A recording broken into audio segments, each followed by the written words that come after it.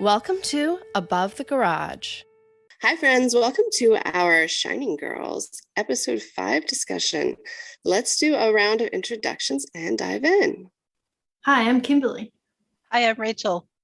Hi, I'm Julia. And I'm Kate. So this episode was actually directed by Elizabeth Moss, which is very exciting since we are all here because of her. Rachel, you had something you wanted to say about the last episode?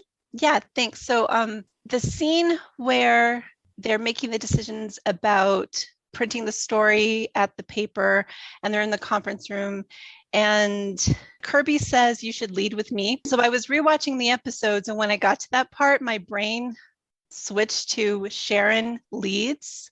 Oh yeah, that is funny. I don't know, it's like, even spelled the same way. No, I like that. That's funny. And because I looked to see how it was spelled today, if it was Leeds or Leads, and it's Leads. So sounds intentional to me. Maybe. All right. So it opens with Kirby working with the guy doing the composite sketch, and he's not listening to her, and it really annoys me. And it really annoys her too. She's impatient with him. And because he sucks, and he's like, it doesn't need to be perfect, but like, why wouldn't you try to get it perfect? Why would you be so shitty at your job that you're like, I was really annoyed by this guy too. On. I also didn't like his questions like, you put on any perfume today, wear your hair different, because I felt like he was trying to ask, did you draw any attention to yourself? Is that why you got it's like victim blaming. Like right. That. Yeah. And that's not his job to begin with. He shouldn't be asking her anything except for what he looks like. I love the first shot with how it opened, and he started with this cross drawing because it reminded me a lot of her scar on the belly. Oh yeah. Yeah, me too. Julia's our resident artist, so she sees things. Yeah, sorry. I'm not commenting on the picture of no, I'm not commenting on the sketch. I know. And then everybody recognizes him instantly. And I'm like, I was like, huh? I think Julia could do a better job of that. But like he looks totally different. I would have never recognized that guy on the picture. I'm sorry. Right. and Harper immediately is like, oh, I saw him, I talked to him. And then the nurse is also like that. So anyway. You mean Dan, not Harper? He said. Do you guys? I do this so much. Oh my god. But I wonder if that's true. That like what that drawer said, that if it's just barely like resembling the person, then it's the composite sketches in like real life. Yeah. I would think you would try to get it as close as you can. And I think that's difficult. I wouldn't be able to describe somebody very well. But if you can, why would you stop short? Why are you aiming for a C? Why is he an A+? Why is he why is he discouraging her from giving him more detail? I mean, most of the time I would think these victims have fuzzy memories of what happened. Right. She's got vivid memories. She just saw him and she wants to get it right. Isn't that what they want? It was so bizarre to me that he kept discouraging her from giving him more details. I know, it made me so mad, but I guess it just ties in with this entire police department is absolute shit, right? I had to know, why does everybody at the police office suck? Yeah, I don't know. All right, so then flashes to Harper waking up with the scar across his face. The scar's good for him, for his villainry. I like it. And again, like, what surgeon did sue him together? Because this looks absolutely nasty. The scar will be looking like horrible. That's very true. No small stitches. This was like Frankenstein stitches. His roommate comes over and reads his folder and reveals his flexor tendon was cut, which is kind of amazing. She did a really good job. And he's experiencing like some crazy shit and says he has to get back to the house before he turns into Leo, and convinces the patient next door to unlock his restraints by basically threatening he'll kill him on the way out if he doesn't. I love when he tears all his medical stuff off and the other guy says, nope, and hightails it out of there. Nope. This guy's crazy. I'm out of here. And then Harper is limping out of the hospital, hobbling back to the house, and his vision is blurry. He's really struggling, but it's clear he knows he has to get inside the house to get better.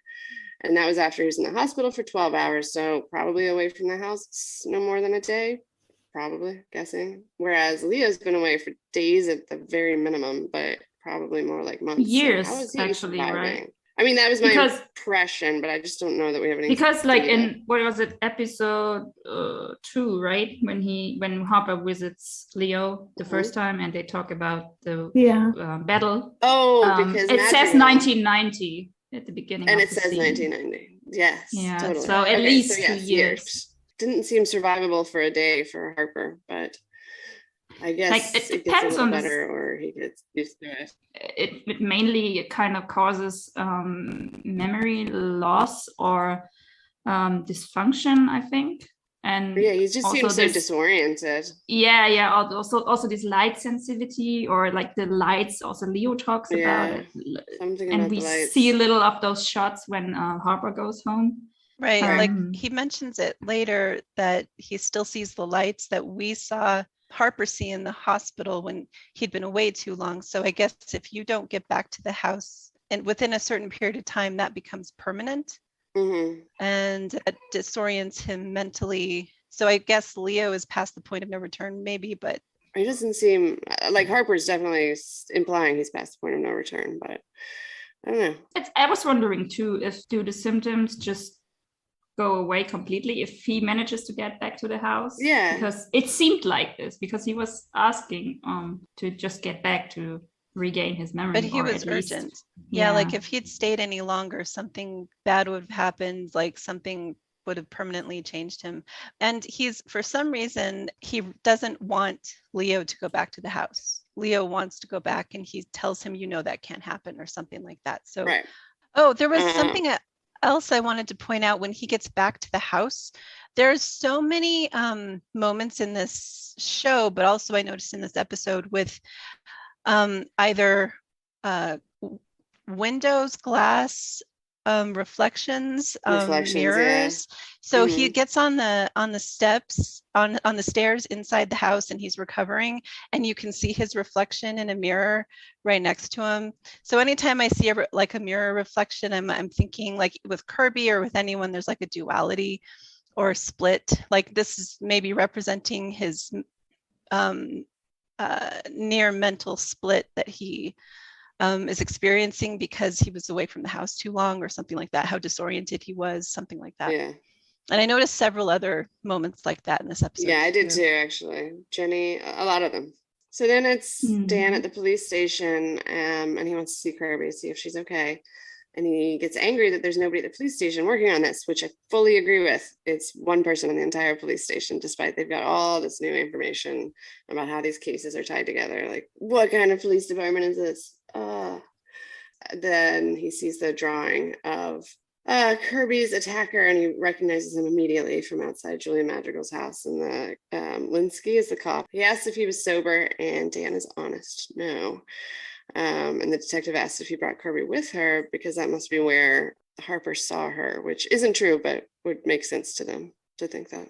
And then he's outside pacing, and Kirby comes out, and she wants Dan to drive her to the bar. He sees the drawing she took. I like her confidently. She says, I took it. She's very confident, Kirby, at the moment.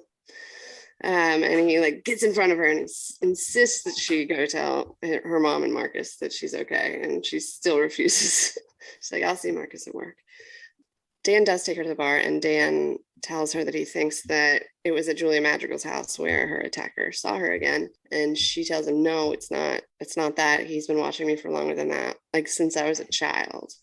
And he's like, you mean you grew up together? And then she starts to tell him everything. No, he looked the same when I was a kid. Things changed for me from one second to the next. And he's like, please don't do this, because it sounds so crazy, right? And he just wants her not to be crazy, but right, you can understand him responding the way that he does. I was making notes about this because he's very logical. Being a reporter, he follows the facts, and he's trying to take in what she's saying and make it fit into logic. And really the only thing that's logical is that she's mentally unstable. I mean, that what she's saying is either a lie or she's mentally unstable. And I don't think he wants either of those to be true. No. He cares about her. He also Mhm. cares about the story, and everything's going to fall apart if she's not credible. But I also honestly, I think liked it's more that how- he cares about her. Yeah, and I liked how much they showed that in these scenes here when he's at the police station and he's asking about her, can I talk to her? And then he's pacing, he's really upset, but at the same time, he also really reacted when Linsky, is that his name? Yeah, I think so. When he suggests that it was because he took her to Julia's that Harper was able to spot her, and he said that's probably how he saw her. And we all know that it's much deeper than that. It's not just because he took her to Julia's, but he Right. feels guilty. Like he immediately feels responsible. Like he's the one who caused this to happen to her. And he said that to her directly too. Like, I should never have taken you there. And she just immediately dismisses it. Like, you know, he's been watching me for years. I don't even know if he Yeah. saw her there. Did he see her? I can't remember if I don't she had think gone so. around back already. Yeah, I don't know if he saw No, her. he didn't Yeah. see We didn't her. see him see her anyway. She already went behind the house, Yeah. and Harper was talking to this TV crew that was hmm like there, this daily At the news, beginning. like I don't know. And then he started a conversation with Dan, but she wasn't in this group of people in front of the house Yeah. at that moment. She keeps going though, and she keeps telling him everything. And he says, "Have you talked to Marcus about this?" And she's like, "That's what I'm telling you. I never married him. I just came home one day and he was there." And then she switches to the situation right now. How does he have this matchbook from this bar 6 years ago? It was a fucking laundromat when we came here last week. I'm surprised she didn't know that Dan didn't know that at this point, because we had kind of assumed that, unfortunately. He's like, "Yes, we came here, but it was the exact same. It was a bar." And she's just like, fuck. What we I thought felt would for her happen, so right? much. Right. In this episode, like over and over, I just kept feeling for her because she just, and Dan is someone she's come to really trust. And I get the sense that she does not disclose all of that information about what she goes through to anyone else. I mean, I think she kind of tried Yeah. to tell her mom, but that was also Yeah. in the other reality. I don't even know if her mom remembers that conversation anymore. And Probably so not, it's got to 'cause she was be, living I with mean, her she for must so long. feel so alone. I think she was hoping Dan would believe her. And you can't blame Dan because it sounds crazy. It does sound crazy, but Yeah. Yeah. my heart went out to her. He has zero memory of the laundromat. Zero. Why would he believe her? Right. I mean, Is this the first time that she mentioned that it was a year after she was attacked that her reality started changing? Oh, I didn't catch that. A full year after her attack? That's what I heard. Huh. Then I would say yes, that's the first time. Yeah, she said she worked at the Tribune and then she went there one day and they basically said, well, we haven't seen you here for months. Interesting. And then she went back home and Rachel, her mum, was there and she was like, well, Right. I haven't lived with you since I was, little? and then you mean like after, like she was attacked and she worked basically her normal job after that, and then a year after her reality started to change, and she probably then got admitted to this, I don't know, she was Mental was some hospital. mental Yeah. hospital. And then we flash to Jenny, and she's reading the newspaper with all the victims and sees Kirby's picture in it. And then Jenny asks the security guard about her keys, and she says, first, it's you like coming and going on the same day. And then she's like, no, that's my old key that's still being used. And she says, it's not me, the times are all wrong. So there's several days starting on April 7th that she comes in, he comes in afterwards, all the way through April 13th. At the beginning, it's like an hour later, but then it gets to be like 5 minutes or 1 minute later. And the 13th is the last day that is listed on there, which confuses me because Kirby's 2 weeks starts on that we've seen on the show starts on the 13th. She's on what? Still the 24th, because this is the day the newspaper got released with the article. At least the newspaper Ginny is reading says April 24th. Maybe there was another screen on the security about the keys going in and out, because she says like, oh, it stopped for a couple days now. And the last entry we Yeah. see is on the 13th, but maybe there was another screen. I was Yeah, gonna also- and it say hadn't that stopped. too. It hadn't stopped then. He was the last. Yeah, one and to go in. also the woman says like your new key has been activated a week ago. So, and we see both keys has been used on the 7th. So a week ago it must be like 14th or Yeah. 15th at the most, but it's clearly not.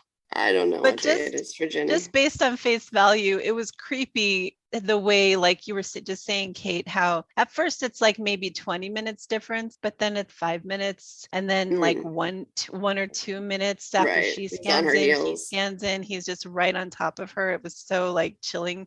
And I'm sure for her too, because she's finally realizing that she thought she was fine. She thought none of this was happening to her. And then this is actual proof that somebody is stalking her. She just doesn't, she had no idea. Yeah. So Kirby and Dan go back to the office, and I love how it's the opposite of the polar opposite of the police department. Everybody's working hard to try and solve these murders there, and it's just very striking difference from the police department earlier scene. Kirby is way more confident now. And she enters Abby's meeting, and Dan looks like he's worried about her again. Like he just looks at her concerned. Kirby interrupts and says, we should cover what happened last night. And Dan says if they release the composite sketch, the police will be mad, which, like, who cares? I don't care anymore. And they won't have, like, any people to work on it, but they're already not working on it. So release the goddamn sketch. That's my opinion. I had the same thought. Then Jenny comes to find Kirby. She tells Kirby that he has been coming to her work. She just didn't realize it. And Kirby asks if her reality is changing or anything, and tells Jenny about hers, like, a little bit. And Jenny doesn't get freaked out like I would expect. She just says, no one really knows how we're connected, but two attached particles, anything one does will affect the other. That quote seemed to describe everything going on between Kirby and Harper. Mhm. And I wrote the whole thing down because it just seemed like this is like the thesis of the entire show right here. Mhm. Right. So she says, no one really knows how we're connected. Take two particles. They could be connected somehow, like there's an invisible thread linking them. They can't act independently. So if you affect one, the other reacts in kind. Their actions are entangled. One impacts the other, even across all of space-time. I mean, it's exactly what's happening Right. with Kirby and Harper. Basically, since he didn't kill Kirby, they've been, connected somehow. Right. This scene too was another scene that struck me about Kirby because she's casually bringing up, so does your reality ever shift and change, and where something happens and it's different? And she's like sort of looking around casually. It's like the most bizarre question.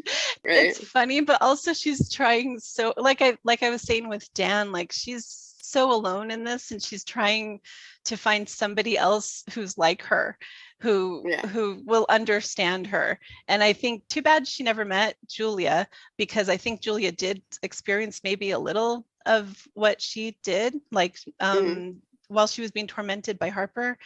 She may have been able to connect with her on that, but Ginny does not seem to have those experiences. So it's she just can't quite connect with anybody on this, which is not unusual, but yeah. So then we're with Leo, and Harper asks if he ever sees things change there at the hospital the way they did at the house. So now we're finally have confirmation that Leo was at the house. He did time travel with Harper. Leo asks what he wants from him. All I see are these fucking lights, and they make it so hard to remember. I should probably come back to the house with you. And Harper says, that's not what we discussed. That can't happen. And Harper seems to be like using him as a therapist at the moment. And Harper says, I saw a change outside of the house, and someone else was there and they saw it too. And Leo's like, did you bring her back to the house? No, never. And he says it was clearly not her first time experiencing a change. And Leo suggests that maybe she's doing it, or maybe she at least knows something that you don't. So, like, he seems to have his shit together. He seems to be he doesn't seem that out of it to me. He doesn't seem like he should be in a dementia wing, but Yeah, I just wonder why. There must be a reason that he doesn't want him back at the house, because can't Leo just like walk out and go back to the house? He tried. Later on, the nurse at the home tells Dan and Kirby that he kept trying to leave. Yeah, he kept trying to walk out. But, so maybe he was trying him, to escape. I wonder. Well, I think they kept stopping him, and then they finally put the familiar memory stuff in his room, and that seemed to keep him calm and keep him there. But he still clearly wants to go back to the house. So I'm wondering why he stopped trying to get out. He seems a bit, I don't know if afraid is the right word, but he knows something is not, obviously something's not right with Harper, but it seems like, he doesn't, I don't He's know scared if of he him. likes He seems him, very scared of him when Kirby comes to talk to him. He seems super scared of him. So, I mean, I don't know. And when Harper like rings the bell to leave, He says 19 last one. Yeah, I What does that didn't. mean? I was Oh, I so thought it confused. was laps. No, I Yeah. thought it was laps like up and down the hallway, like he Yeah, was me doing too. 20 laps. Yeah, that's what I thought, Ah. but I wonder why it's that number. Yeah. Well, I thought it was like he rang it as 19, and I thought he said one more or something. So So I thought they were 20. doing 20 laps up Mhm. and down the hallway. That was what I thought it was. I would never have gotten to that conclusion for some reason, even though it's obviously accurate. Yeah. I thought maybe we'd figure out why that number, but now I guess maybe he just stays there for 20 laps and he's like, nah, that's it, I'm done. See ya. I also thought that maybe it's just also too difficult for him because, I mean, we saw little glimpses of what Harper saw, like that he already got his Mhm. problems with his vision. I And can't walk. maybe Yeah. it's even worse for Leo. So he cannot really, He seemed to be all right walking though. yeah, but Yeah, maybe that it's, confused me. I don't know. He's probably just used to it by now, I guess. yeah, but did you realize that in his room, all the curtains were closed and it was like a little bit dark, even though it was Mhm. during the day? So maybe if he's going Lights. outside and he sees brighter lights, then he's getting like headaches or whatever. Maybe he's a vampire and like you know, Maybe. they can't go in the New sun. twist. I like that. That'll be next week's episode. Yeah. I mean, yeah, So- Hopper still clearly stays very young, despite He having does. served Yeah, World War One. Exactly. He doesn't He's killing, age. he's killing people. He might as well drink their blood. I wonder if Leo doesn't age too. That's one thing I was thinking. Yeah. It just depends on how many years they've been living in the future. Mm-hmm. I don't know if we're gonna know that. That's a good Yeah, it question. depends on. I think it depends on when they started to jump in time, probably, because Mhm. like, and also how old they were in World War One. I mean, I think we 'cause will they get could to have know been this in the 18. next episode, or like at least.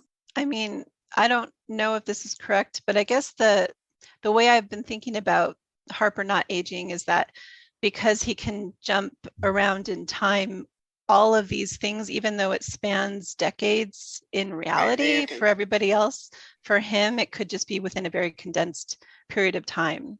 Right. And Yeah, I think he- that's the question we don't know. I mean, it definitely is a much more condensed period of time. It's just a matter of how long he's been doing it. And does he take any days off? Take any vacation? Right. Mhm. So then we're repeating the scene where Kirby goes to Jenny before the press conference to tell her about everything. And he literally steps behind Jenny. And then he's outside watching in the rain. And Kirby's in her blue shirt that she was in all episode, but it doesn't seem like they've talked before now. So it's got to be an earlier day. And so we see a little more of that interaction. Kirby notices the door's ajar. Did she last time? No. No, Okay. no, and I don't Jenny think shuts it. Harper was there last time. Yeah, Yeah. he wasn't. I mean, he But I- was in front of the house, I think, because he Mhm. kind of went after Yes. Kirby when she But not went that- to Jenny's He saw, apartment. yeah, he Right. followed Yeah. her, but he was across the street. And this Mhm, time, oh, yeah. that shot of him being behind Ginny as she's walking to her door was so creepy. Oh my Yeah. God, just the idea she has no idea. And so the other point I wanted to make here, while they're having their conversation, I wanted to compare this scene to the one we saw in episode 4. So I went back and I watched that one after watching this one that was slightly just a little bit altered and in different Uh-huh. context. And in the other one, you know, Ginny is trying to convince Kirby none of this is happening to me. I'm not experiencing any of this. And she says, I mean, if there was some heavy breather outside my window, I would know. And in this scene, he is literally outside her window and she had no idea. So Right. I just thought that was really, really that Was- parallel there was really interesting. Was her tone the same in this? Like, I know in the future scenes, she's way more scared and paranoid than she was the first time we saw it, but was her tone the same in this scene versus Oh the first time we God. saw it? Like dismissive? Uh, I guess it was have you- because actually my next note is Kirby notices the door ajar and Jenny shuts it unworried. And Kirby notes that Jenny doesn't have any blinds. Aren't you worried about people watching? And she says, let them, I'd rather have the light. For a smart person, she's not very smart. So she is being dismissive still. She's not Yeah, at all she considerate. still is. So as she's looking out the door at the rain and Harper's out there looking at her, and at her clothes change first to like her black cardigan and white shirt and a jacket, and her hair is short. And then they change again back to the blue shirt that she was just wearing, but her hair is still short. And Harper looks delighted by it, like he just pushed a Yeah, button the on her same remote note. and changed. I it. think it's because he finally realized it's how her reality is changing, and it's when he is feeling something or he's doing something. His emotional, like when Kirby's clothes changed first, she could kind of sense him, I think, outside the window. Like she can't see him, but I feel like she can feel it inside her that something's going on. And Yeah. then as he's like, what? He's really confused. And then he steps closer, and then you can hear that music again, you know, when things Yeah. change. It's like that fluttery music, and then it's getting louder. And then I think he realizes, like he goes really close, and then he realizes that when he feels some kind of emotion or change, that's when Kirby's reality shifts. And sometimes it's big and sometimes it's small. In this instance, it's small, I guess, because it's just her clothes. It's not like her whole entire life switching, like when she married Marcus. But yeah, I think that's when he realized that, okay, I know how it's happening now. He knows how it's It was- happening, and I think he also knows how he can affect her. It was an It's like experiment, it gives kind him, of. Yeah. yeah, and it's like it gives him control again, because he had lost control because she survived. Like she totally disrupted his whole plan, whatever it was. But at this point, seeing how this happens for her, he can get that control back over her. I think, like, So then also, Abby yeah, Dan- what you said. Sorry, what you said, Rachel. That he also realized that she was taken aback from the change. Also, kind of maybe had a positive effect on him, because that meant that she didn't actually do the change. She was startled by this change. So he still has the upper hand. Right. That was the only thing that I could take away, was that he realized that maybe he realizes she doesn't control it because she looks shocked. Right. So that sucks. Although I remember think him thinking maybe powerful. she might be able to still, like when the last episode when she changed. kind of saves herself at the end. So I still think maybe she can, but I don't know to what like extent. Maybe she also needs strong emotions for that, because she was clearly at the confrontation scene. She was afraid. She was fighting for her life. Yeah. Which she was not in this scene where he just stared at her through the window and she was waiting to go home. So then Abby and Dan are talking to Linsky on the phone, and he's asking if they tampered with the sealed evidence because Kirby's evidence was accessed. So Abby abruptly ends the call, I think, to protect Kirby and figure out their plan from here, and asks Kirby if she took anything out. She says no, and Dan says he wasn't with her the whole time. And she looks at him and she's like, you seriously think I planted the evidence? And he just says, honestly, that could be how it got there.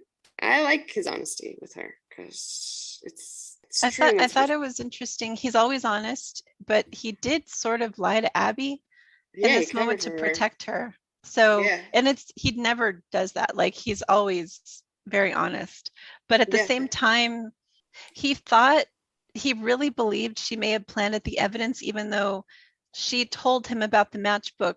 Even if the laundromat was a bar when they had that conversation, wouldn't she still have told him about the matchbook? So it shocked me a little bit that he would even consider that maybe she planted the matchbook, because I thought he already knew that it was her evidence that was inside her.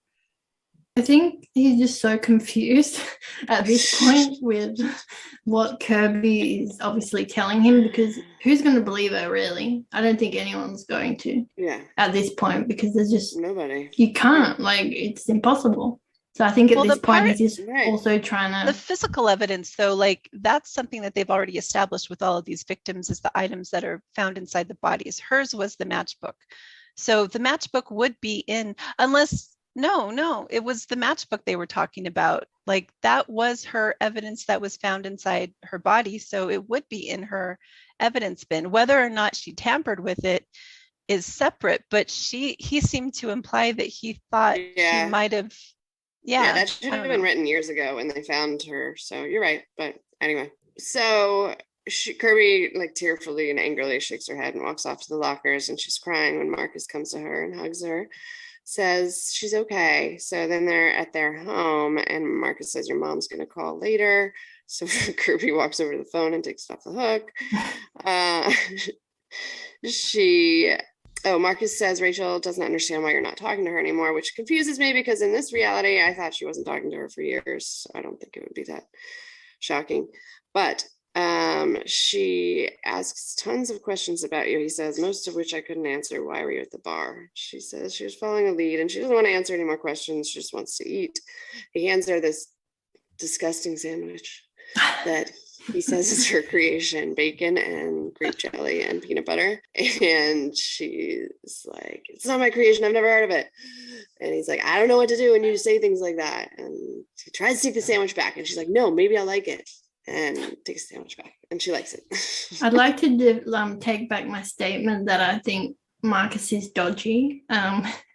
Because after the next few episodes that I watched, I just don't think he is anymore. I think he's pretty understanding, really, in the grand scheme of things. He backs off her and he doesn't keep grilling her when, his reality is that they've been married for however long and she's forgetting all these things and he doesn't know how. And obviously a lot of people would get angry, and he might be angry inside, but he doesn't really project it. And I'm sorry, Marcus. I'm very sorry. So then we are still in the religious Rachel reality because Dan comes to see her and asks when she's cleaning up after service and asks when the last time they spoke was. And she's like, what has she told you? And he says, not much. When my daughter wants you to know something, she tells you. And then Rachel's blaming Kirby's attack on Dan, which he doesn't think is fair, but I think that he also blames it on himself. And he's asking if Kirby's had problems with being reckless, if she's unstable or unreliable. And Rachel gets really defensive about her. She's like, she's not crazy. I'm the crazy one. One of us had to have our shit together. It was her. He's just so worried about her and trying to figure out what the fuck is going on, Like, she's like, I don't want to be in your article. Yeah. And I think this has nothing to do with his article. He's just trying to figure out if Kirby's okay, Mm-hmm.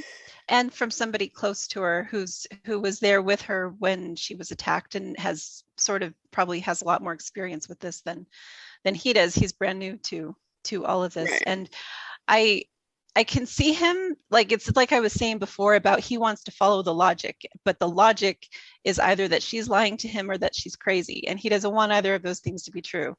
So he goes to Rachel. And I think when Rachel definitively tells him she's not a liar and she is not crazy, and she is so emphatic about that, I think I see recognition and maybe comfort. I don't know if that's the right word, but he seems like that's what he wants to believe. He doesn't want to believe that she's a liar, and he doesn't want to believe that she's crazy. I think a part of him wants to believe the craziness of what she's saying is true, but it just doesn't make sense. And so but because she said that, I think maybe he can believe, he's getting closer to being able to believe her now. And then Marcus and Kirby are looking through Vietnam pictures, and he's telling the story of Guzman, who was their tunnel rat. The VC, they dug all these underground bunkers everywhere, and they booby trapped them with mines, snakes, anything. And he was the smallest guy, so he would clear them. And then he tells his story from Vietnam where he went down to clear one instead. And while he was down there, they got ambushed, and half of his friends were killed. But she sees a photo of somebody in the album that has Harper's tattoo, which we'd already found. Julia, well done. No, Scarlett found it. Okay, you and Scarlett were working together. Great job. We were all working together on that. Yes. It's fun. I like that about this show. So and he says that's probably from Women's Battalion. A lot of guys got that over there, which we discussed in the last episode. Back to Jenny and the umbrella scene that we saw originally. That looks like a musical to me. So many umbrellas. And she gets inside. Now she's freaked out. It's a different version of the scenes we saw before where she wasn't freaked out by anything. Now she's way more paranoid, and she kicks the kids out because she can't deal with them. And then they find the wingless bee. So it's just, we've seen the scene before, but totally different take on it. Same words, but totally different feeling, you know? Now there was another like a prism window on the door of the planetarium, and right before she walks in, I I caught it because I paused it right there because I was going to take notes, and then it paused right on her face, which was split into like 3 or 4 different Nice. like fractions of her face, and I was like, oh, cool. So that was yet another like use of that type of, and it was that type of glass that's cut so that it's like a prism and it breaks the thing apart. And the other thing I noticed when she was in the lobby and she was talking to, is it a guard, about the kids, the way she said, where are the kids? Like if I remember correctly, in episode 1, it was much more casual, like where are the kids? That's more casual and curious. In episode 5, this one, she said, where are the kids, in a way that sounded nervous to me, like she wanted to make sure the kids were okay. Yeah. Like she's already on guard, like you were just saying, like everything has a different tone to it. Have you thought about Ginny's different timelines? Because I've tried. Because I kind of I tried to write down what we have, like how many timelines of her we already have, and I figured out we have like 3 now. We should at least 3 or more, I don't know, but at least it should be 3 different timelines for Ginny's story. How so? The first one is like basically the whole episode 1, right, where we meet her, and in the end she gets killed at the end of the episode. Okay. This is just timeline 1. I call it future timeline because it also plays in the future and not on the day. Right. Yeah. So, and then we have the second timeline. This is the one where actually Kirby starts to make contact with Ginny. This is basically episode 3 and 4 and 5, like at least the beginning of episode 5, until Ginny visits Kirby at her workplace. And then we start a new timeline with this visit of Harper. It's the third one. Because he gets back to the point where Kirby visits Ginny at her apartment, which actually happened at least once in timeline 2. Yeah. So this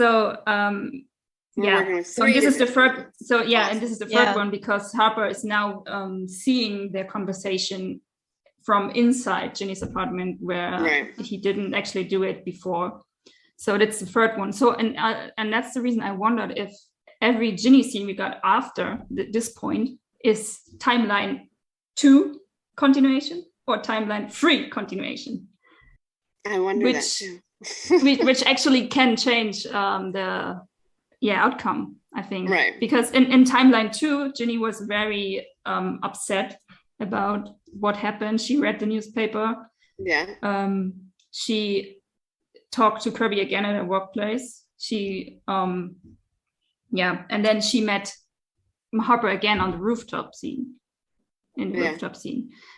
But in the timeline 3, now that Harper comes and visits Ginny at home, and then starts to stalk her again, and then we get this scene again with her coming to work and with her new umbrella and all of this stuff. Right. It also marks a point where it seems like a new, I don't know about timeline, but a reality shift for Kirby, because she has that alter, her clothes and her hair alter again while she's inside Ginny's apartment, which didn't happen before. So that I was trying, and the way that the episode continues, the next scene we see with Kirby is her at the paper, but I know that we're not seeing her going from Ginny's to the paper. We're seeing, because that would have continued from that point where she has the confrontation with Harper, right? Because that's what happens per that timeline, like jumping back to that point in time after she visits with Ginny is when she goes to what becomes the Be Happy bar, and she meets up with Harper. So that still hasn't happened yet when she goes to visit Ginny. So then I was like, so this means that the way that her appearance altered at Ginny's is like, you'd have to like mentally say like, okay, so this was different slightly when she meets up with Harper, but that was also hurting my brain. So yeah, it's a lot. So then we flash to Dan meeting Kirby, and I wrote LOL at his car parking. Did you guys notice that? He just pulls up the car and like blocks another car. Yeah. I was like, pull that's into a not a spot spot, and gets out. So they go inside, or Dan says he talked to Birdie and he knew that Kirby asked for notes on Julia's veteran clients. And she's like, well, I can't follow up on my own story. And it's like, the client's on the second floor. And they go in together, and the receptionist recognizes Kirby and says she looks different. And Kirby says they only use the glamour shots if you die. Although that second page picture of her is really good. So then when she goes to hang the composite sketch up, the receptionist immediately recognizes the guy again and tells him that he comes, but not to see Julia. And now they are going to Leo's room, and he's in this memory loss ward with people that are far gone in dementia and much older than him. Kirby says he looks too young to be here, which he does. And the nurse, when they get in there, asks Leo where he won his medals, and Harper notices Gallipoli, which is World War I, and she said that he is kept trying to run away until they put the movie Paths of Glory on, which is a 1957 Stanley Kubrick movie about World War I, where the commanding officer, General Boulard, orders his subordinate, General Moreau, to attack a German trench position, offering a promotion as an incentive. Though the mission is foolhardy to the point of suicide, Moreau commands his own subordinate, Colonel Dax, named after my cat and played by Kirk Douglas, to plan the attack. When it ends in disaster, General Moreau faces the court-martial of 3 random soldiers in order to save face, demands the court-martial. You know, Dan's questioning Leon is totally nothing. He's not giving him anything. So he goes to find his file and see if there are any friends or family. And Kirby stays and like manipulates the shit out of him. She turns his head and looks in his eyes, and she's like, who is the man? Tell me his name, the man who visits you. And he tells her not to go near him. So is he like protecting Kirby? I mean, we know he's scared of Harper, but yeah, it seems like he is.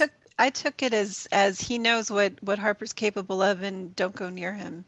It also said to me that I don't think Leo, even though it seems like Leo and Harper have the same ability to time jump or whatever, at least he used to, and they both have that connection with the house. I don't think Leo is evil.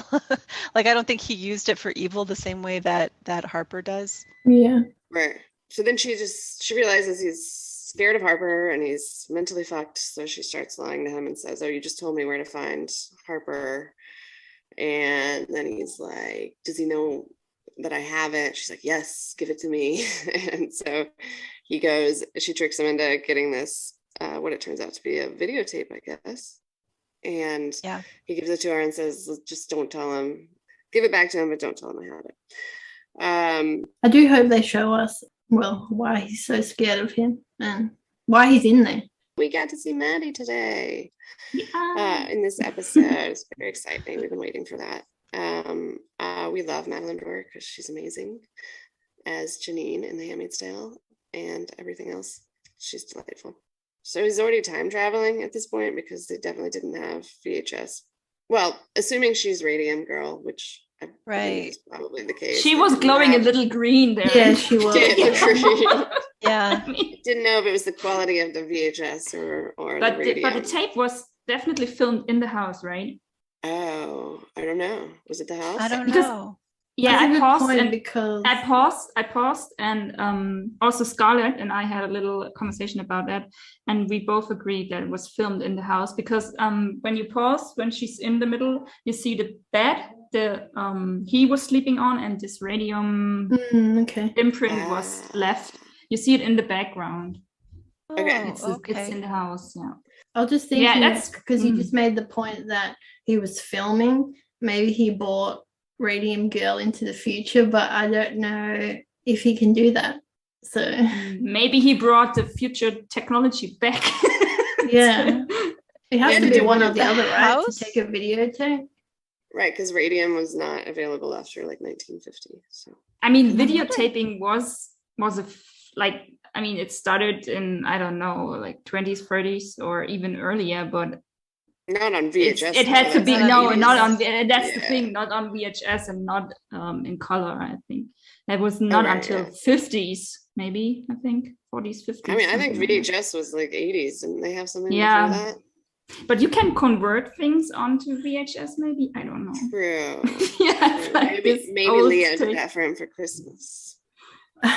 Is it possible that the house, like if you're inside the house, it's somewhat timeless?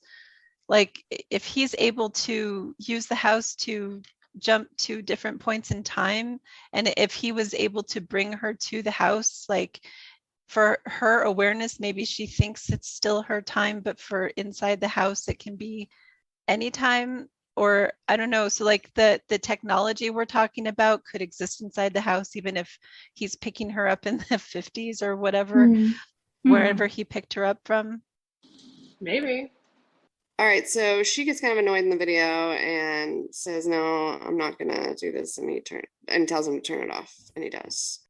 Then we're back on the roof with Jenny, and she's smoking a joint, which I didn't expect from her. I noticed it the first time, but I'm confused why she went on the balcony in the first place when, hello, To smoke a someone is joint. stalking you. Can you I- not? yes, I've had- that's I smart. had the same note because everything prior to this in this new timeline shows her being a lot more cautious and looking around and being nervous. Mhm. But this part plays out exactly the same. She goes up to the roof by herself and she doesn't seem nervous. She's not looking around. It's playing out the same way it did the first time, except for when it changes. But up until that point, she's not looking scared to me. So this time Harper does come out of the shadows on the roof and approaches Jenny, and he wants to know how she knows Sharon, and she gives away Kirby's new name if he didn't know it already. "You mean Kirby?" He tells Jenny that he wants her to talk to her for him, and she's like, "Okay, sure. What do you want me to say?" And "You're already saying it. See, when I feel something, she knows."